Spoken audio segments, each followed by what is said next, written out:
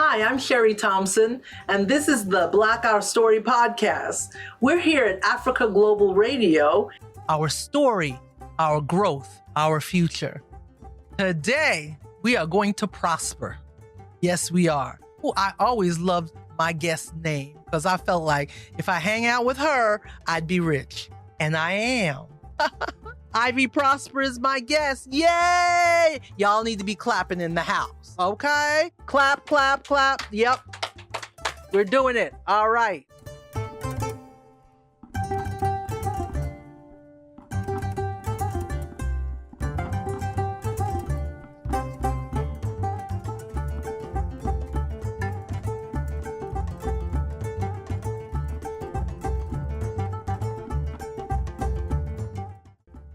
Hi, Ivy. How are you? How's everything happening? I'm doing fantastic. How are you doing? I am in the midst of some stuff, my dear, that can only be called We're in Ghana. Yes, definitely. I will not bore you. The we're in Ghana thing. You have to be here to know all about that. Yeah. You have to live here to know it. Yeah. But I want to also congratulate you on this podcast of yours. Congratulations. Thank you. This is the first time we've been seen on air. The first season was all radio, and I was so giddy most of the time because I was so excited. And so I guess everybody decided, let's have her be giddy in a visual way. Ivy. Yes. You are a content creator. Yes. Do we call you an influencer as well? I mean, you can. Some people have called me an influencer, content creator influencer, because the things that I create have influence. So yes, but it's not an influencer in the way that some people think about, somebody's doing a bag haul on YouTube to show you the stuff that they bought. And it's not like that type, but yeah, what I do does have influence. So yes. Good. Yes. The content that you create, document, film, and then you photograph everybody. I mean, I love your interviews. I've gone to Gaga land over the one you did for the Black OurStory Festival this last February.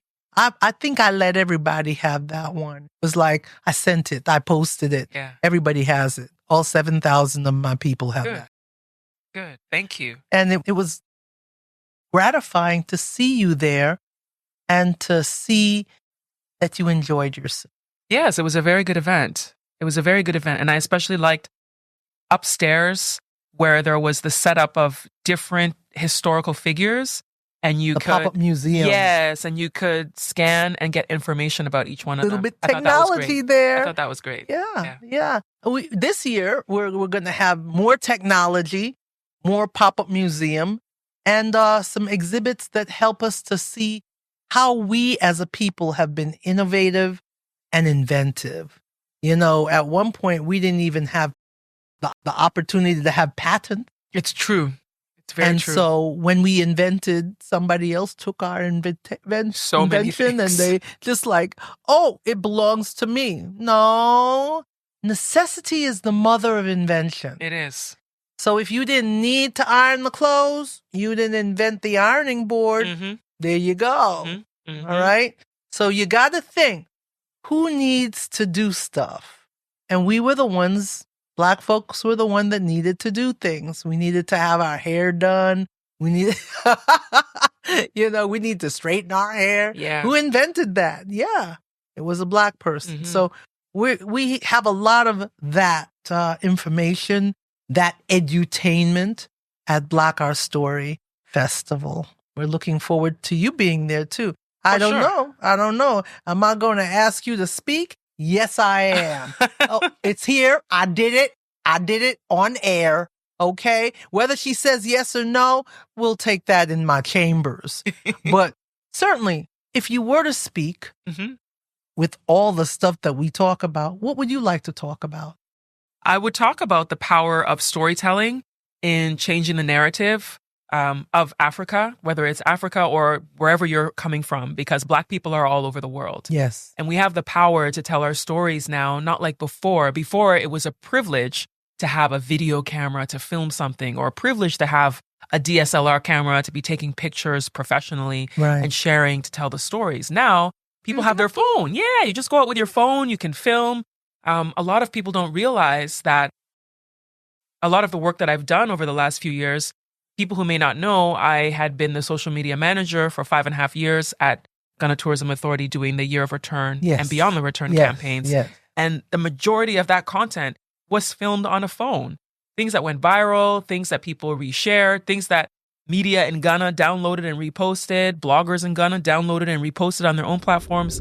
It was all shot on a phone. And so I often tell young people who think, I need to have the latest camera if I want to do anything, that no, if you don't have the latest camera, just use your phone and just make sure that the phone is on the highest settings.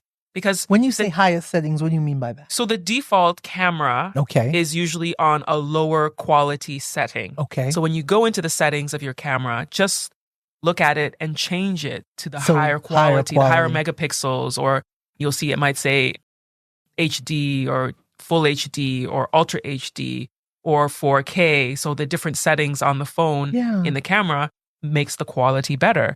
So you can actually shoot very, very cinematic stuff using your phone. So I would speak about the power of storytelling using the tools that you have to tell your story. She's going to say yes. She's going to say yes. Yes. All right. We like the idea of being able to use your phone, young people. It's better than just TikToking and Instagramming and all y'all Facebooking. Tell real stories. You know, you have everyday lives. Be able to do that. I think that's what we're talking about. Yeah, I mean, you hear a lot of news stories even from civilians because they film something on their phone. And because the news may not be able to get there in time, or you may be the one who was there when something happened and you want George to tell Floyd. the story. Exactly. So when you are there in the midst of it and you have your phone, you have the power to be able to create the story and tell the story. But I advise people when you're doing that and you're in the midst, to tell powerful stories, you also have to somehow try to be as calm as possible because people have seen me at like events and I'm filming with my phone and I'm just like still and someone tries to talk to me and I'm just like, I go like this and I keep going and I don't move. Because you see in those videos where the person's shaking around and you're just like, I can't even watch this video. I'm trying to see what's happening because they're They shaking. got emotional. Yeah. They're trying to be part of the action. Right. You know? So they're not even staying still on. You're like, I can't They're even trying see to be what part of the happened. action, I yeah. can't even see what happened fully because you moved your phone away or you were shaking They're around. having a Guy Ritchie moment. You know, Guy Ritchie, Yeah. he does those kind of things. Yeah. So try to Director remain Guy as Ritchie, guys. still Yeah. as possible when you're telling the stories. And then, be curious about everything. You can have moments that you're out somewhere and you realize this is a story. You're like, oh, this is an interesting story. Let me take my phone out and start filming this story, And actually, some of my YouTube videos have come out that way. My personal YouTube channel, Okay. some videos have come out that way where I'm just somewhere and I'm just like, oh, this is interesting. And then I just start recording. I mean, that happened in January. I saw you at Independence Square when there was supposed to be the Pan-African Conference. And I literally went there because I just wanted to see the speakers and then find out that the event is canceled. And then I hear people talking. Yeah, I And was livid. I heard one person was like, I came from Liberia. Another person, I came from People Kenya. came Someone's from like, all I came from over South to Africa. see 4 people that I was we like- wanted to see. I was like, what? This is a story. So I took my phone out, So being inquisitive like a journalist can also help you with telling interesting So stories. we're citizen journalists yes. in some form or Yeah. fashion. Mhm. Because when we take out our phone, we're there. We're on site. And And you're not I'm controlled by corporate powers. No. Yeah. Nobody dictates to me what I do or what I don't do, except if a policeman comes and tries to grab your, Yeah, phone. that's different. That's a different type Yeah. of corporate, Yeah. something. As I look to you and where you've gone and where you've passed, I know that you've come from someplace. So tell me a little bit about your background, your growing up, Sure. what that was about. Yeah. Sure. So I was born in Ghana. Okay. But we left Ghana when I was almost 2 years old, just a couple of months before my second birthday. baby. Yeah. We left for Canada. So I grew up in Canada. Okay. And Cold. cold in the winter, yes. Not in the summer. The summers are hot. What part of Canada? I grew up in a city called St. Catharines. Okay. St. Catharines is beside Niagara Falls, 15 minutes from the New York State border. Nice. Yeah, so that's where I grew up. And a lot of people don't know Harriet Tubman lived there She did. when she did the underground and came to Canada. So then when I finished high school, I went to Toronto for university. Okay. And, I've had so many chapters in my life. I often say to people, I have different chapters in my life. I've worked in modeling, in the fashion industry. I've worked as a head booker at a talent agency. Okay. And then I've done a lot of media work, a lot of freelance media work. I studied fashion design, but I also studied radio and television broadcasting. And I've done a lot of work telling stories. So There you I go. did some freelance work in the US, and I've done some freelance media work in Canada. And then here in Ghana, I was nominated for Host of the Year in a TV show called the Maternal Health Channel TV series. Okay. We traveled across Ghana telling stories about why women die after childbirth in the 21st century. Why is this still happening in Ghana? So I saw a lot in this country, traveled all over. What were some of the things that came to mind? Some when of you the saw things that I saw that were really distressing Good. was the fact that some of the reasons women die are so preventable. So, for example, there was a guy whose wife had given birth and then she was bleeding excessively. So now he wanted to take her to the hospital. She gave birth at home. So he gets her into a taxi. Then they get to this bridge and it was the Pong power plant. So the bridge, the security man says, you can't cross the bridge. The bridge is locked. The gate is locked until like 6 a.m. And he's like, my wife is bleeding. We need to take her to the hospital. And the hospital's on the other side of the gate. This is Togome on one side and Akuse on the other side. So he argued with him for a long time while the woman was bleeding in the car. He could have opened the gate and then they could have gone to the hospital. By the time he opened the gate, a long time, and she kept bleeding the whole time. She got to the hospital and they were like, she's bled too much. They didn't even have enough blood to give her in a transfusion and she died. And that was preventable. Like all he had to do was open the gate. The woman is going through a crisis. And he was like, it's a matter of security. He's been ordered that he's not supposed to open the gate. And so that was really heartbreaking to know that this woman could have survived if it was like a simple decision. It's a simple decision.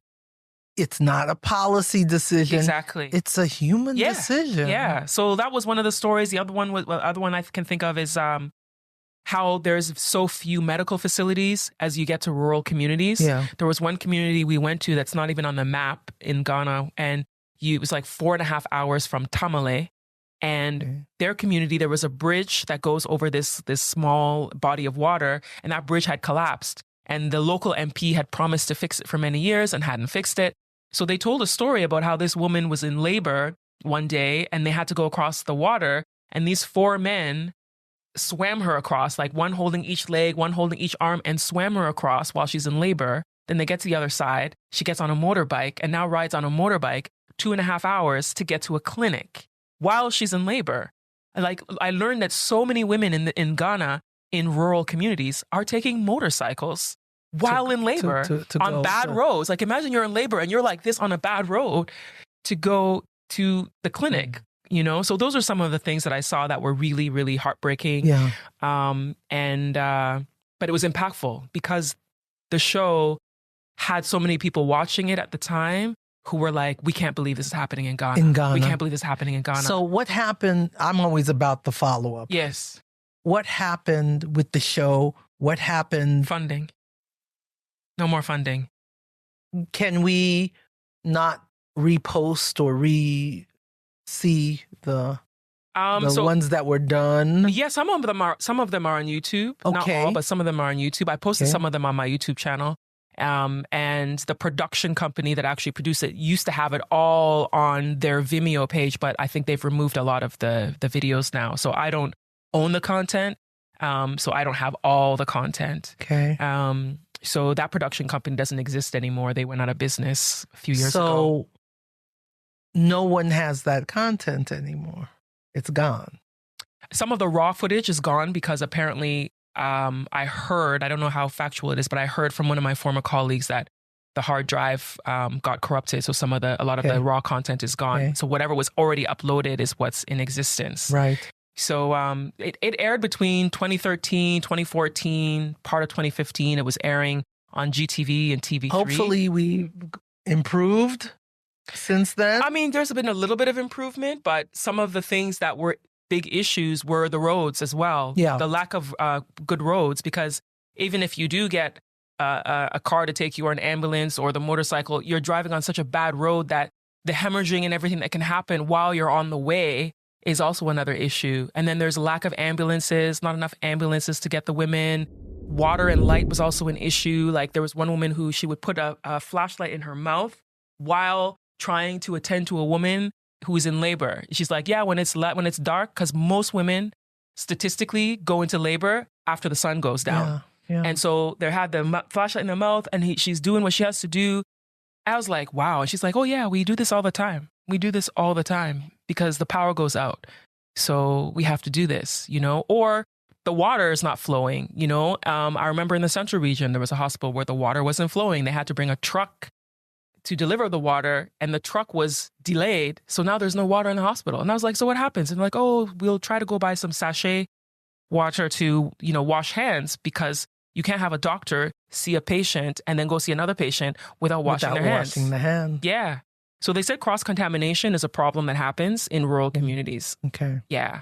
So yeah, it was a real... These are definitely impactful stories. Yeah. They really should bring about policy changes. And they should. Are you going to continue down this road, or has it been so much that it's just not going to be well, it's been such feasible? a long time ago that I was doing that show. The show opened doors where I got to speak in New York City at the Women in the World conference, which was amazing because I was like, oh my gosh, I'm here. And there's people like Kerry Washington, Yes. Yeah, like all these people I was like, I'm here with these people. And New York does that. Yeah, too. it was in New York City. It was, I think it was endorsed by the New York Times. And so that was a great experience. But as far as the maternal health goes, I'm still very passionate about change. As far as the documentary stories, I haven't done it in a long time. I may revisit it. But, there's so many stories that I want to tell at this point because of all my experience also with connecting with the diaspora and just seeing the potential for different stories to be told. So this is the time that you're going to be able to do that because you've moved on from your previous engagement. Mm-hmm. Tell us a little bit about that. You were at the Beyond the Return, and for 5.5 years, you were the woman. We looked for you when we.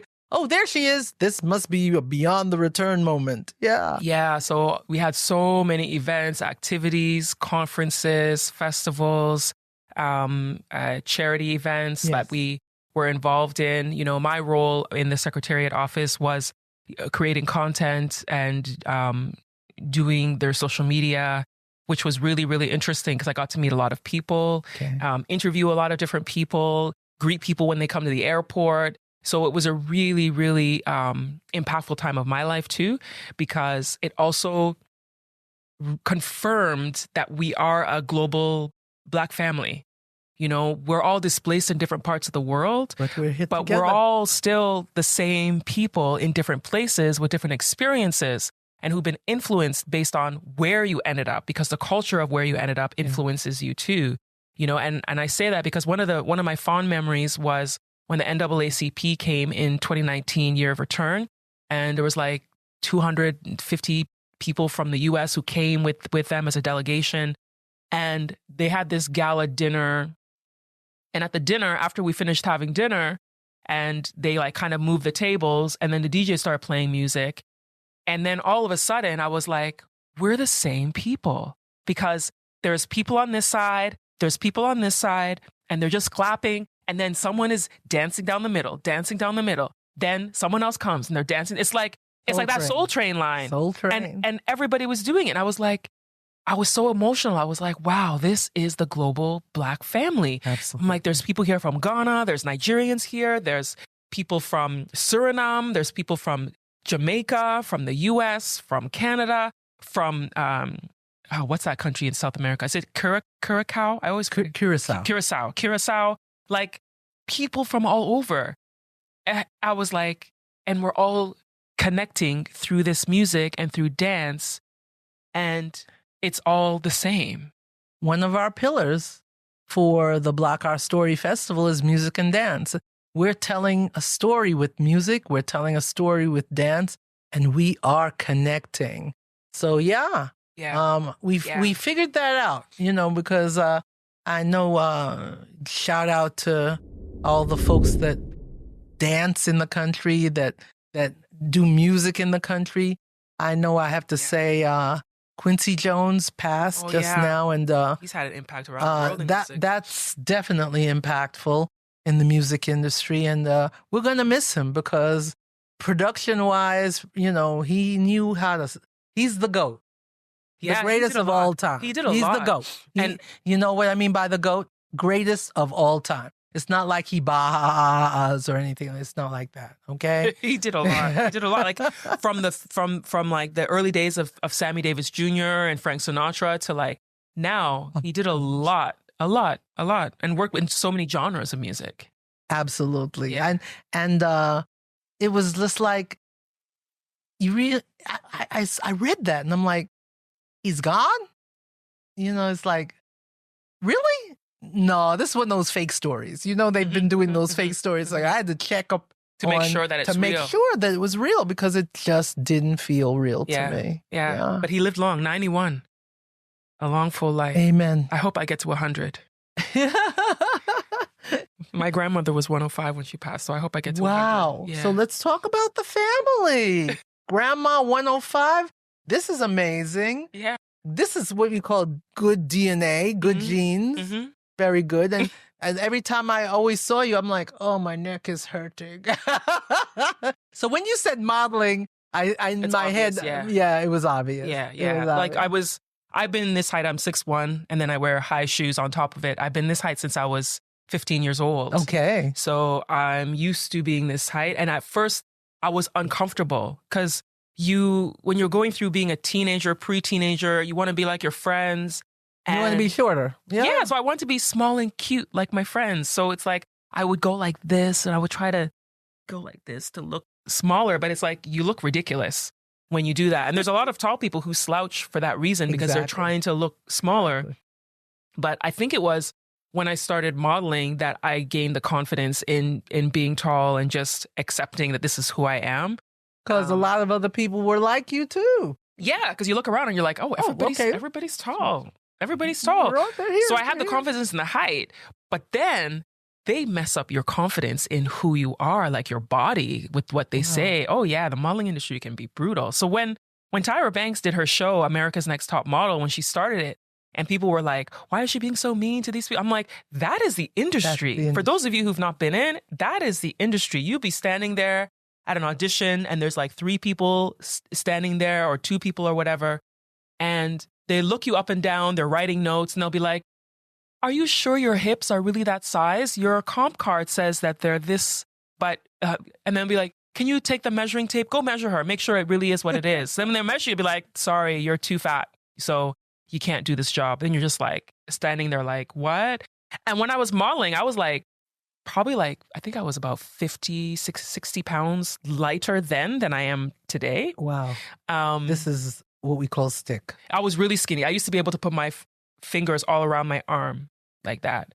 And they were telling me to lose weight and I was skinny, but they were telling me to lose weight. Yeah, they were telling me to lose weight. Yeah, I remember there was this one lady from Paris who was going through my portfolio. For those who don't know, in the old days, you had to have a portfolio of your modeling pictures, and it was like an actual photo album that they would flip through to see your work, to show you different styles. Right. Whereas now it's digital, but then it was a book. And she was flipping through my book and she was like this, looking through my pictures. And every time she would open a page, she would point at my hips, go to the next page, point at my hips, go to the next page, point at my hips. And she was like, darling, lose the weight on your hips and then come and see me. And I was like, how do we do that? That's our heritage, people. Yeah, so That's our heritage. the industry was fun, but it had its challenges with that aspect. And there was even one guy who said he wants black models who just look like white models that have been dipped in chocolate. Madness. And with that, this is the Black Our Story podcast. We're at Africa Global Radio. Our story, our growth, our future. I'll be back.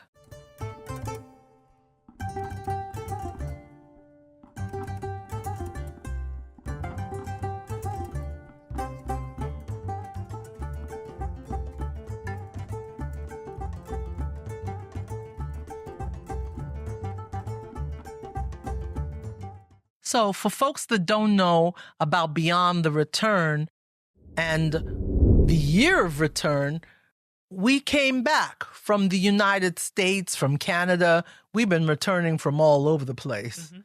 And basically, this is a Ghana Tourist Authority initiative. And we're not just touring. We're actually coming back to live. We're coming back to not to come and go. We're coming back to come and give. Mhm. And so a lot of us are in the different communities, giving our time, our effort, money and effort, and giving of ourselves to be a part of the culture, a part of the dynamics of being in Ghana. So we are returning. They said the door of no return. Well, they need to put the door of, yeah, we are returning. We're coming back. You were talking about the Beyond the Return. That's part of the Ghana Tourist Authority. Mhm. I just also wanted to define so that people watching who may not fully understand the initiative, that the year of return in 2019 was actually marking the 400-year anniversary Yeah. of the first documented ship of enslaved Africans that arrived in Virginia. And in acknowledging that, Ghana was also acknowledging that the United States Bill HR 1242, I think it's HR 1242, acknowledged that 400 years. And they were supposed to be doing programs in the U.S. to acknowledge the hardships that African Americans have gone through in the United States. I don't know if the U.S. government actually did or not, but I know that that bill was signed in 2017 to acknowledge 2019 as that 400 years. And so Ghana acknowledging it also acknowledged that Ghana had the most slave forts that was part of the trafficking and of the transatlantic slave trade, shipping humans out as cargo across the Americas, North and South America and the Caribbean. And so in doing that, a lot of people heeded the call and decided to come to Ghana and come experience the culture, the history, the heritage, and learn more about, their roots, whether they're from Ghana or from other parts of Africa. People heeded the call. Yeah, they came not only from the United States, but from so many other countries where Black people have ended up came. And it even influenced Ghanaians who chose to leave, were now like, what? People are going back to my home country? Why are they going? I need to go. So it even encouraged Ghanaians to come. To return to. Right. And so, and then the year was so successful that we made money. People were asking, what's next? What's next? What can we do? And then that's why the Beyond the Return initiative was launched, and it was launched in 2020 as a 10-year campaign which has 7 foundational pillars. Yeah. And those pillars were all based on the feedback from people from the diaspora, things that they were saying. So there's the Experience Ghana, which is the travel and tourism part and events and activities. There's Celebrate Ghana, which is about culture and tradition, celebrating Ghana's culture and tradition. Embracing that culture. Yeah. Then there's Brand Ghana, which is about branding the country, which is part of storytelling. Then there's Invest in Ghana, which is about investing in the country, whether through business, development, investments. all of that. Yeah. Then there's Give Back Ghana, which are giving back to the community, different initiatives. Like the office had partnered with people to do things like boreholes for different communities. We have people that have dug some boreholes in this country. Yeah, definitely. And then there's Diaspora Pathways to Ghana, which is to help the diaspora with learning how they can live in Ghana, try to obtain citizenship. And that's a big one for people in the diaspora community. Definitely happening on November 19th. Yeah, there's one Folks coming are going to be a whole bunch of become people. citizens. Yeah. I'm a citizen, guys. Yes, I am. And then their last one is promote Pan-African heritage and innovation, though, because Ghana's been known as a Pan-African nation for a long time, long before this initiative. We had people in the Kwame Nkrumah days, like Martin Luther King, who came to Ghana for Ghana's Independence Day celebrations.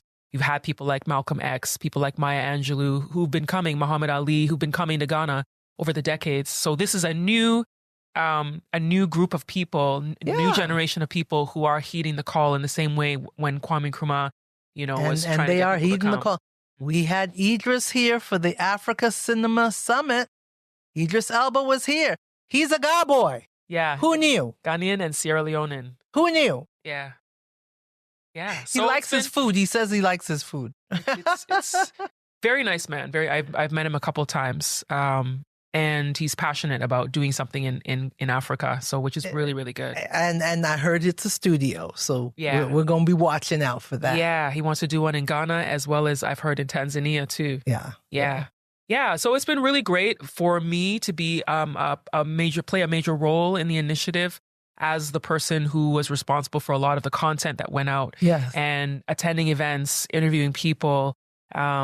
Being part of the branding of Ghana is basically what I was doing with all of my work, was basically part of the branding of the story of Ghana and the story of the diaspora coming back home to the African continent. And it's been really, really huge. I mean, a lot of people recognize me because I'm always at all the events. I'm always at all the festivals. We have a secretariat office. Our director was Annabelle McKenzie, and then I was doing social media. And then we have other people on the team who are doing a lot of administrative support with everything that we do, planning, logistics, and stuff like that. So there's a lot of work that goes into it, and people don't realize how much legwork goes into. A lot of legwork. I always saw you carrying equipment. Yeah, I'd be carrying my tripod and I'm like, you go, girl, because I can't do that. You go. Yeah, some long days. People don't realize how much work, some long days, especially in December. I will never forget. I'll tell the story about this. December in GH. I want to stay home. It's just too much. It is a lot. It's a lot. I'll never forget the December. It's so tiring. Just thinking about it, I'm like falling asleep. Are you going to go? I'll go to a few things. I'll be select, but I can't go to everything. Yeah. Because it's just way too much. Yeah, it's a lot. I remember when I had to, December 27th, 2019 was one of the most memorable days because it was literally, I think I did like eight or nine events that day, from the morning of going to greet people at the airport, then going to another event 2 hours later, then going to another event, then to another event, all the way until the night. The last event was Detty Rave. And to get to Detty Rave, me and the camera guy, because they had brought on a camera guy to help, we were in a car, in an Uber, sitting near Fiesta Royale. And we weren't moving. It was like a parking lot. The cars weren't moving because there was so much traffic. And I said, Joseph, we have to get out of the car. We have to walk. And he was like, huh? I was like, we have to walk. We won't make it to one of the events because there was an event that was happening just outside of where Detty Rave was, and they were going to close before Detty Rave. So I was like, we won't get there in time if we sit in this car. And he's like, no, we can't walk. I'm like, yes, we can. And I ended the trip. We got out of the car and we walked from where Fiesta Royale is to Untamed Empire on Spintex. We walked. Carrying equipment, carrying tripods, carrying his camera. I'm just even thinking about it. We walked. I'm just ready to faint. That day, I'll never forget. We walked, and he was like, "I can't believe you." This is what you call commitment. Yeah. Okay. That is a level of commitment that some people don't have. Y'all need to understand commitment. That's it. Okay. Yeah, we were walking, and we saw the cars were just everywhere. The cars were not moving. And he realized, he's like, you're right. If we stayed in the car, we would have never got here because the cars were not moving.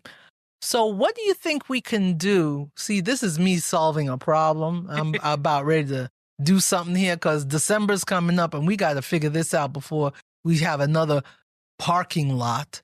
What do you think we can do to actually mitigate against that, to kind of sort that out?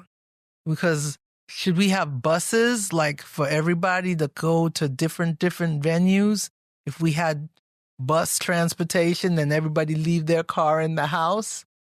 I think that it's a huge undertaking because we have an issue of the road networks, and we don't have a strong public transit system that goes like into the night. So yeah, it would require, if there were buses that would take people places, certain roads being blocked is an option that people talk about, but then certain roads being blocked causes more traffic in other places. Yeah. So, I mean, I think civilians who want to go to December in Ghana events, I would say just choose one event that you're going to for the day and not try to go to event after event after event, because you'll be exhausted trying to go through traffic, going to different places. Yeah. That's my opinion, because that's what I had to face with the work, with trying to go to event after event. But be selective and just pick one. Yeah. Or two. Yeah. Yeah. But they try every year, the police try every year to try to find ways to move traffic through smoothly in December, because the office would have meetings with the police department to discuss traffic and stuff like that. So there was always an effort made. The efforts can only be made with what we have. So if you have roads that only have, two lanes, and you're trying your best to facilitate, it's still hard, because it's like these roads might be roads that should be 3 lanes. Or 4 lanes. Yeah. So it's tough. It really is tough. And I would advise people, give yourself an extra hour when you're going somewhere. Yeah. And take more money if you're taking an Uber. Yeah, because to be very honest with you, I ended up paying double the price to go to an event that was, I saw the event, the money, I saw where it was going. And I'm like, okay, let me take that. When I got there, double. Yeah. Yeah, the surge pricing is insane in December. People are making money. It's good. All right. This is Africa Global Radio, and I'm here with the Black Our Story podcast. See you in a minute.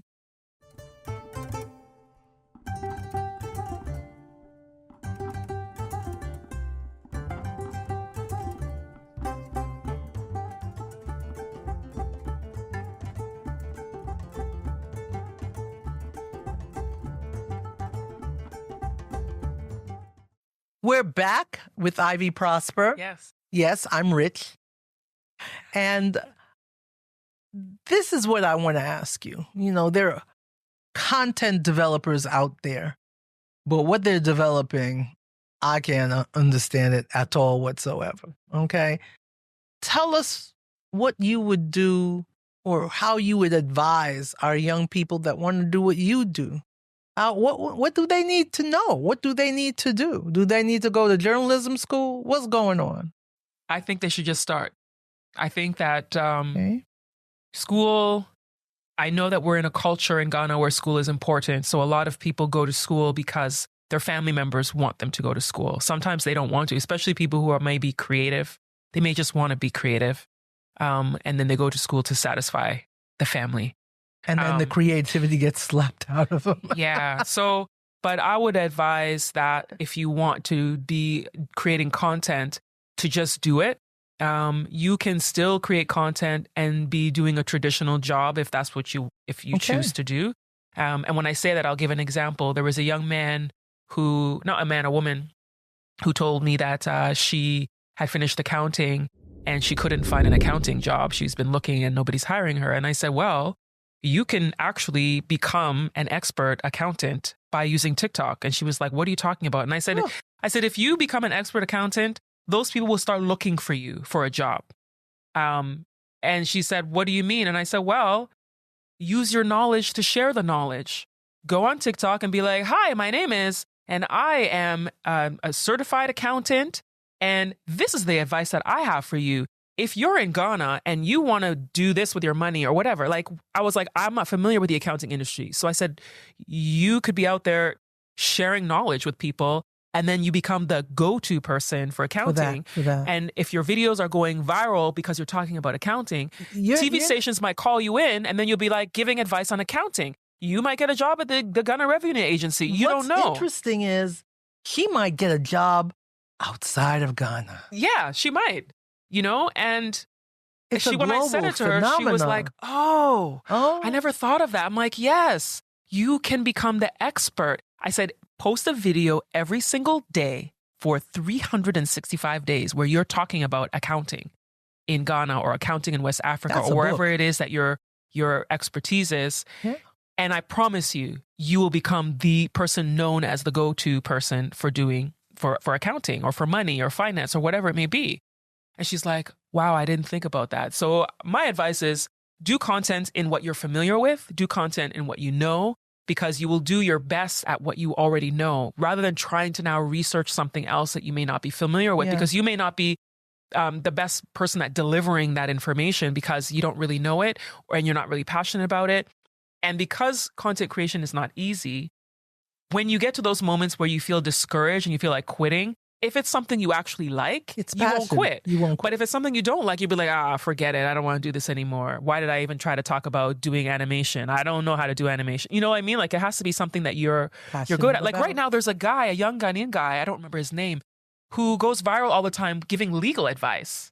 I don't know if Wow. the viewers here, Wow. to your platform have seen it, if there's any Ghanaians who've seen it, but I've seen him giving legal advice in Ghana. He was like, did you, and I'm learning from him. So now I'm like, when his videos come, I'm like, oh, I didn't know that. He was like, did you know it is illegal for people to come on the trotro and be preaching? Did you know it's illegal? And then he cited the law where it's illegal. And I was like, what?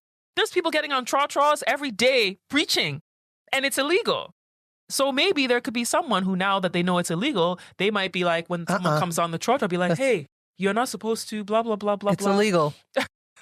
Okay. So What would Jesus share do? your knowledge. When you share your knowledge, people will come to you because they're like, oh, that person has the information. So I will Very say, good. share what you know when you're creating content.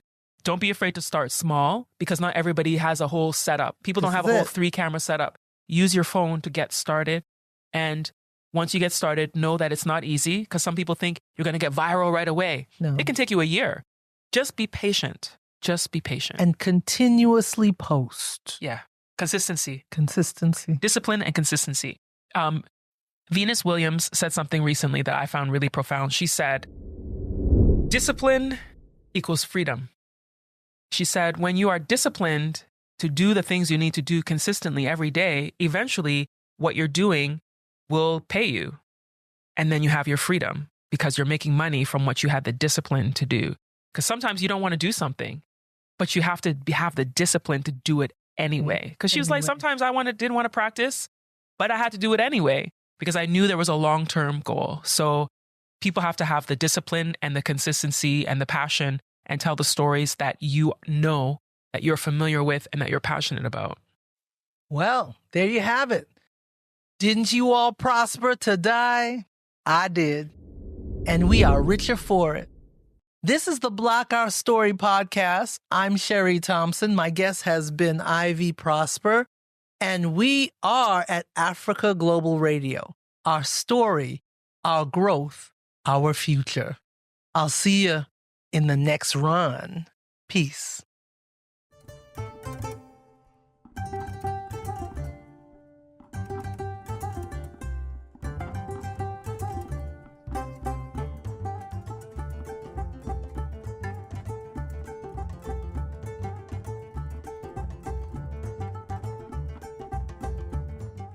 So what's next for Ivy Prosper? I know now that you've done your bit for Mother Ghana.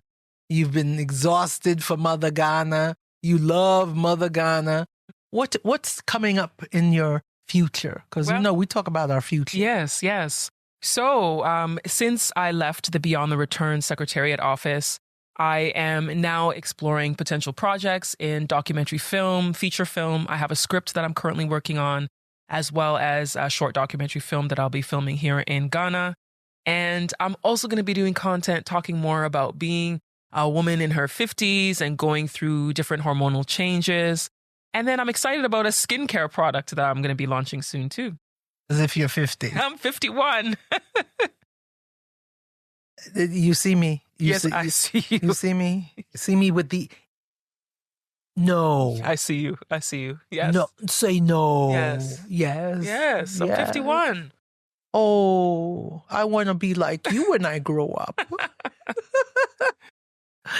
Very excellent. Very Thank you. excellent. Thank you. So people can find me. You can follow me at Ivy Prosper on all my social platforms. Okay. My website is ivyprosper.com.